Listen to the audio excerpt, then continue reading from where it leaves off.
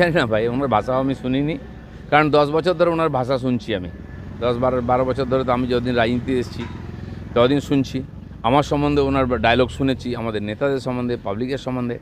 কিন্তু ভেতরে ভেতরে উনি পুলিশকে, কর্মচারীদের কী বলেন সেটা শোনার সুযোগ হলো এইবারে। তো মমতা ব্যানার্জি এরকম কিছু নেতা বাংলাকে উপহার দিয়েছেন, যারা বাংলার রাজনীতিকে, বাংলার সংস্কৃতিকে কলুষিত করছেন।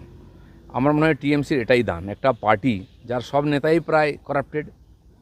বেশিরভাগ নেতা কেউ জেলে গিয়ে এসছেন, কেউ যাবেন, কেউ তৈরি করছেন, কেউ জেলে, কেউ বেলে।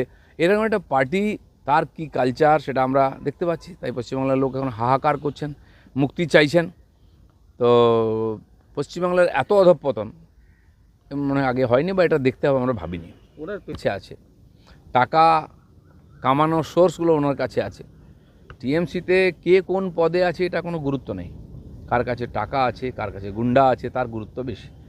তাই তিনি কোনোদিন এমএলএ হননি, এমপি হননি, মন্ত্রী হননি। তার যে দোর্দণ্ড প্রতাপ, খালি বীরভূম নয়, বর্ধমানে আশেপাশে এলাকায় তার যে দাপট ছিল, এবং ওখানকার যত রিসোর্স আছে, পাথর, বালি, গরু, কয়লা, সব কিছু লুট করেছেন। 550 কোটি টাকার মালিক একজন পার্টির সাধারণ কার্যকর্তা, ডিস্ট্রিক্ট প্রেসিডেন্ট।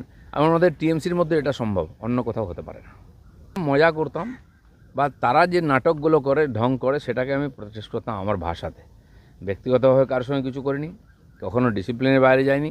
যারা বলে তাদেরকে আমি বলি, কোনো ভদ্রলোক সম্বন্ধে আমি কখনো বলি না, তারাও আমার সম্বন্ধে বলেন না। হ্যাঁ, কেউ বলবে বিনা কারণে, বা লোককে বোকা বানাবে, এই ধরনের একটা নাটক করে সমাজের মধ্যে বিশৃঙ্খলা তৈরি করবে, তার প্রতিবাদ করার দায়িত্ব আমার আছে, অধিকারও আছে। সেটাই আমি করেছি বিনা কারণে। দেখুন, কারো সম্বন্ধে কোনো ব্যাপারে আমি কখনো বলতেও